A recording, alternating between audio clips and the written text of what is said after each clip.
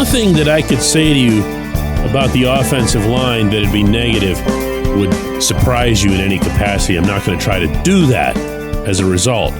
However, hear me out on something. Good morning to you. Good Wednesday morning. I'm Dejan Kovacevic of DK Pittsburgh Sports. This is Daily Shot of Steelers. It comes your way bright and early every weekday. If you're into hockey and or baseball, I also offer daily shots of Penguins and Pirates in the same place that you found this. The 33rd team group of analysts does some pretty good work. They're kind of a renegade group. I think they broke off from the Pro Football Focus people. Although I could be totally wrong about that too. Came up with a graphic that they put out yesterday for the 16 quarterbacks in the NFL who had a minimum of 250 pass attempts.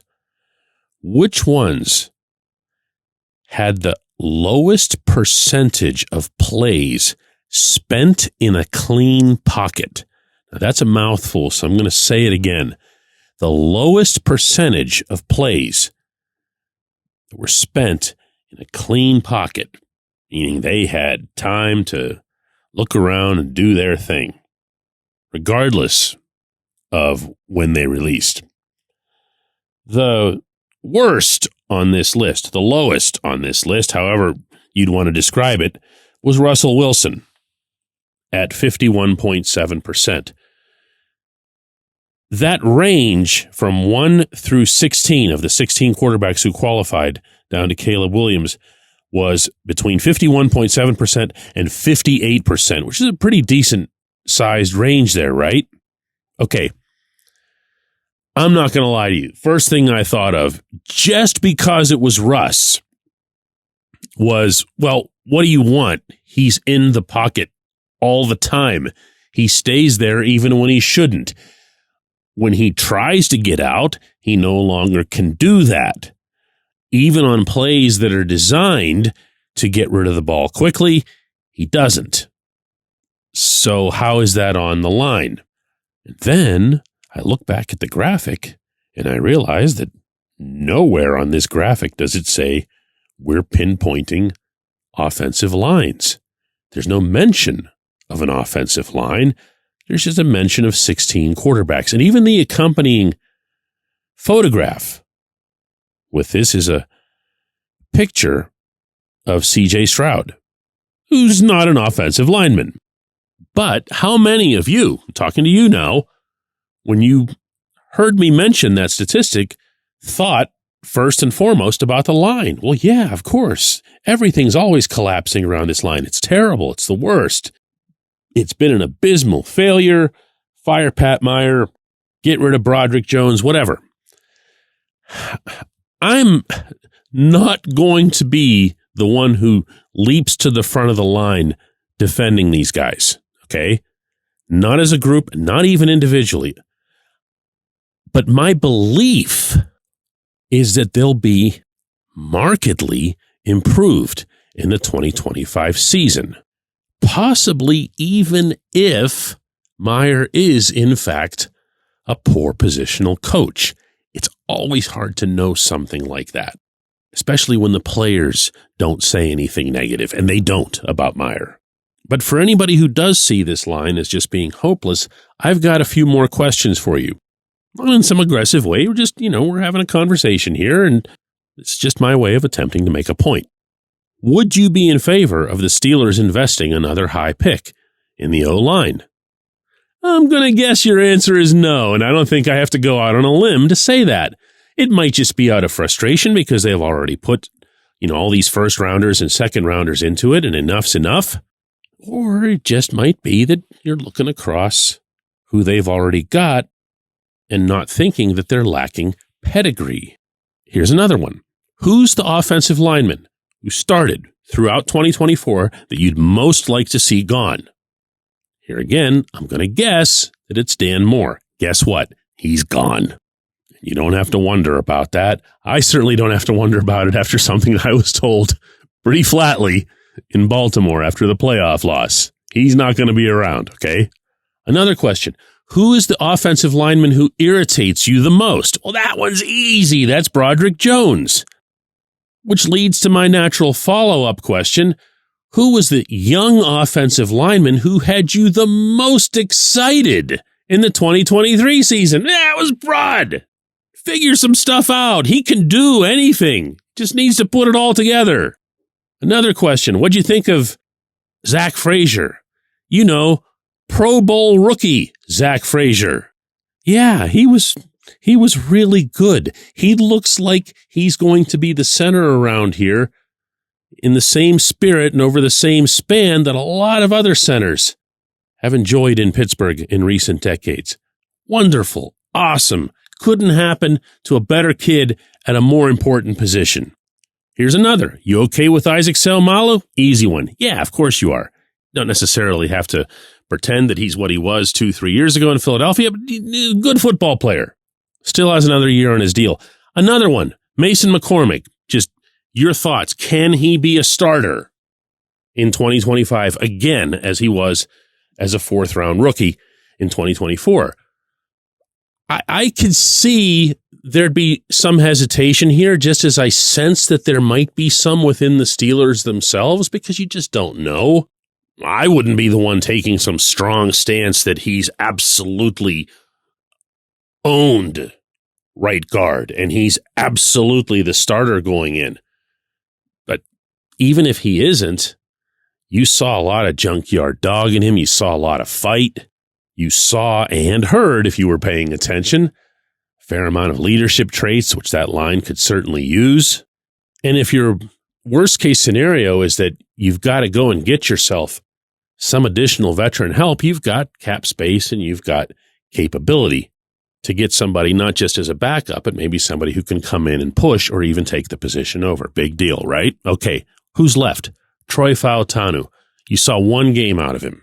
You saw, it wasn't even a full game. You saw a partial game out of him in Denver, and he looked very solid. And he comes with a very solid reputation.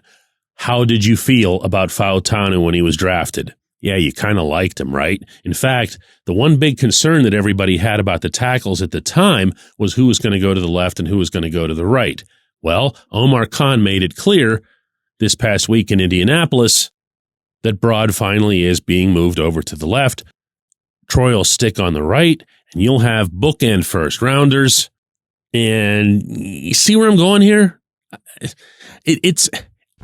I'm not pretending that it's okay. It's not. It's going to take work, and it's going to take better instruction, clearly, than what they've gotten. But it's far from, oh no, they're going to do this again on the O-line. I don't believe that. When we come back, J1Q. This segment of Daily Shot is brought to you by our good friends at Mike's Beer Bar. They're located on Federal Street, directly across from PNC Park. Mike has more than 500 beers on tap, including from more than 50 local breweries. Stop in and say hello. Tell Mike we sent you. Mike's Beer Bar.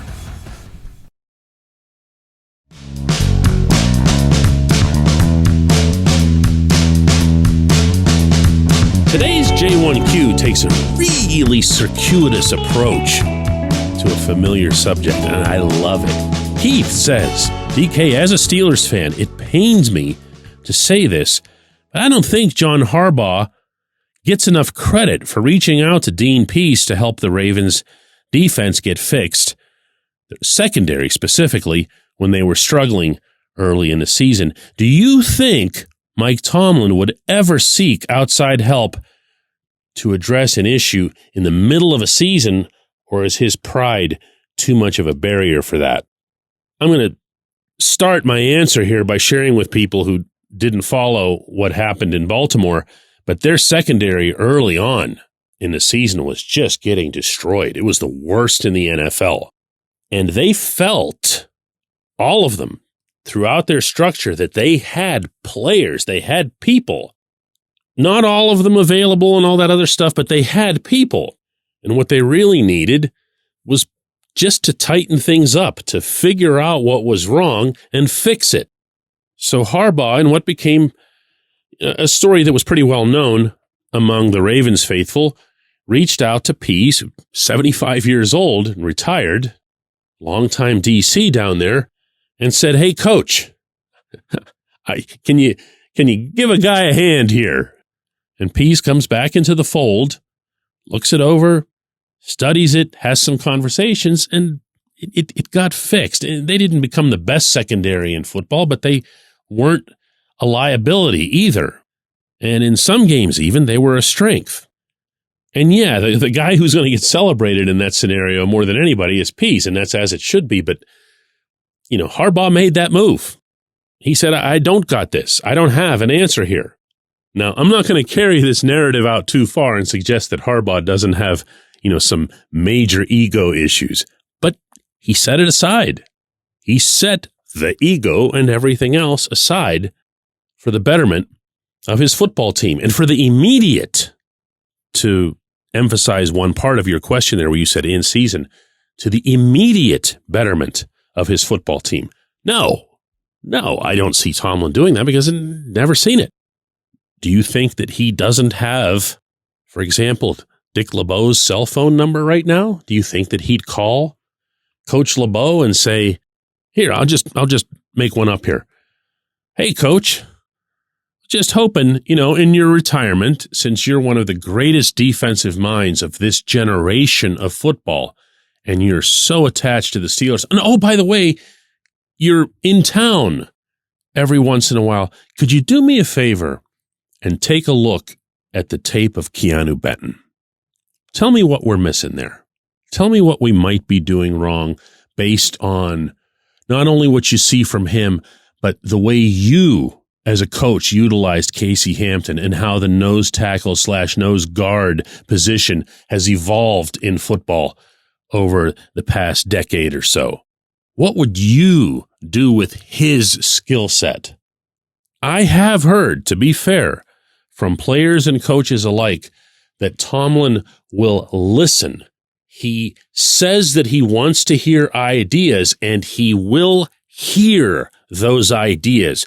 But there's a chasm between hearing those ideas and putting them into some kind of play or into any scenario that might potentially make him look like he's either weak or not all the way in charge or something in that stratosphere. What a question. One of the best ones we've gotten in quite a while. And if you don't mind, I'm going to give Coach LeBeau a call now and see what he has to say about Keanu Benton. In the meantime, don't forget we have a live show coming up this afternoon as well. That's the Double Shot Now live show. That'll be popping up on all of your favorite platforms at 4 p.m. Eastern. Thanks so much for listening to this show.